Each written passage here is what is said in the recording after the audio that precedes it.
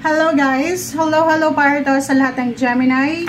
Gemini, welcome dito sa aking channel. Alamin natin kung anong messages, vibration, energy para sa lahat. So, gamitin mo ang iyong intuition sa panonood. So, bago ka manood dito, make sure na yung intuition ay connected sa reading na to, or I mean is, ilagay mo yung intuition mo sa kung ano man ang baraha. Or, i-read mo din yung sarili mo, depende sa kung ano yung lumabas sa baraha. Okay? Okay, so base chakra and rejoice and celebration. Wow, Gemini, congratulations sa'yo in advance. Kasi 3 months to eh.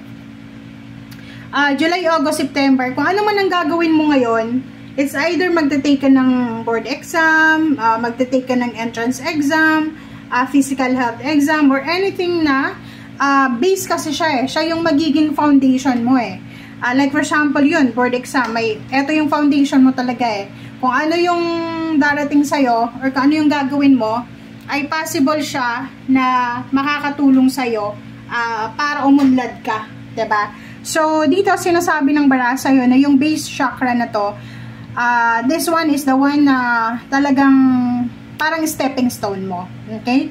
So, kung ano man tong sisimulan mo, kung ano man tong plano mong simulan or sinisimulan sa ngayon, is either studying, is either masteral, doctoral, or kung ano man, nag-a-apply ka ng mataas na posisyon sa trabaho, pension, inheritance, sinasabi ng baraha sa'yo dito na makakamit mo yung celebration dito. Kumbaga, magtatagumpay ka. Kaya nga sabi ko sa'yo, congratulations in advance, kasi maybe yung result niya is December or next year, pero talagang sinasabi ng baraha sa'yo na congratulations kasi magsisimula na maging strong yung foundation mo. Okay? Magiging stable na and secured na siya.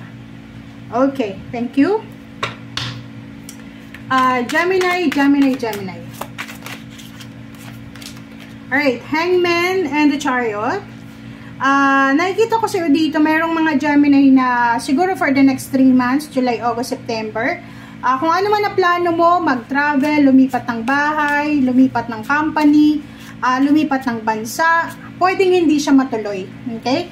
So, it's confirmation na hindi matutuloy kung ano man ang gagawin mong movement or kung ano man ang pinaplano mong pagbabakasyon or anything. So, medyo makakaramdam ka ng disappointments, pero natural yun, di ba?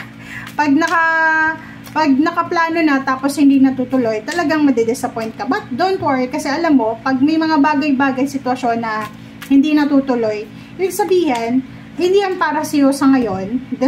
This is not the right timing para sa'yo. And at the same time, it's a redirection. Blessing in disguise yan eh. Kasi hindi ka naman ipapahamak ng iyong Panginoon. Diba? And King of Cups, wow, ang ganda ng baraha mo ha. Sinasabi ng King of Cups sa'yo na peaceful, diba? Acceptance. So kung ano man ang bagay na hindi dumating sa'yo, it's either yung travel na yan, paperwork, documents, still you're grateful and thankful, diba? Sobrang kalmado ka, sobrang alam mo sa sarili mo na makukuha mo lahat ng gusto mo. And yun, sa halimbawa, sa iba na Gemini dito na gusto mong migrate sa ibang bansa. Maybe balak mo sa Amerika, Canada, ganyan. Sinasabi ng baraha sa'yo dito na hindi mo na matutuloy sa ngayon ha. Maybe yung visa mo or visa ng pamilya kasi plano yung mag-migrate together. Hindi mo na matutuloy siya. But you have choice and option. So, like for example, na-denied ka sa Canada, pwede ka din sa ibang bansa. Maraming bansa ang pwede mong pagpilian kung talagang gusto mong tumira sa ibang bansa or magtrabaho.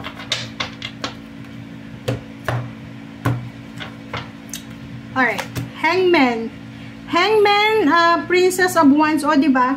So, halimbawa daw, pag may mga bagay ka or sitwasyon sa buhay na hindi natutuloy, huwag kang panghinaan ng loob. Nandito yung Princess of Wands, sinasabi ng baraha, you need to be grateful and thankful kahit na hindi natuloy yan. Kasi, ibig sabihin, may mas magandang plano para sa'yo. And at the same time, you need to be excited.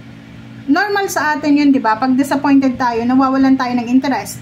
Nawawalan tayo ng gana. But, be positive. Yun yung sinasabi sa'yo ng Princess of Wands, na be positive and be present. Wow! Diba? So, sabi sa'yo dito, 3 of Cups, halimbawa yung travel na yan, plano mong travel, planong relocation, planong bumili ng sasakyan, ibenta yung sasakyan. Kung hindi siya matutuloy ngayong 3 months na to, ayos lang, wag kang ma-disappoint kasi may naghihintay sa'yo another 3 months. So, September, October, November, December. So, 3 months, after 3 months ng 3 months na to, isang selebrasyon ang mangyayari sa'yo or matatanggap mo. So, maybe you pass sa mga exam, maybe you get the job na gusto mo, maybe natanggap ka na December sa visa or sa kung ano man na hinihingi mo or ina-apply mo. Okay. This is your energy. 7, diba? So, basta ang sinasabi ng baraha, 7 of Swords tsaka 3 of Swords, wag nating, kumbaga, yung mga delays, mga setbacks, mga obstacles and challenges, wag natin siyang gamitin as negative. Diba? Wag natin, yung mga nangyari sa'yo hindi pabor sa gusto mo, isipin mo na tingnan mo yung strength doon, tingnan mo kung bakit nangyari yon, or tingnan mo kung ano yung pwedeng magawa mo. So, 7 of Swords, wag mong hayaan na nakawin ng heartaches and pain, ng disappointments mo yung mga plano mo sa buhay. Kasi pag nanakaw na yan, hindi ka na ma-excite ulit. Like, na-reject yung visa mo, tapos hindi ka na mag-a-apply ulit kasi disappointed ka. So, wag mong hayaan na yung disappointments mo ay maging rason para hindi mo matuloy yung plano mo. And Ace of Wands and King of Cups, sinasabi ng baraha sa'yo na may mga tao na makikilala ka, may mga tao na posibleng papasok sa buhay mo, Gemini, and ang mga taong to ay tutulungan ka nila para maging peaceful, para maging harmonious, tranquil yung buhay mo. Okay? And you are lucky. Diba? You are lucky because you are supported ng King of Cups, ng mga tao sa paligid mo. And yun, huwag mong aalisin sa buhay mo yung pagiging excited. Kasi yun yung trademark mo yung masayahin ka. Diba? So, 9 of Cups, sinasabi ng baraha dito na expect unexpected message from 3 months from now. So, yun nga, September, October, November, January, February. So, until March, expect positive news, expect news about your family, about your application, about your, kung may anak ka, pwedeng scholarship, pwedeng mga payments and payouts, or higher position na i-offer sa inyo, sa pamilya mo. Basta maraming successful na mangyayari sa buhay mo and the rest ng family mo. Okay? Thank you guys for watching. Bye!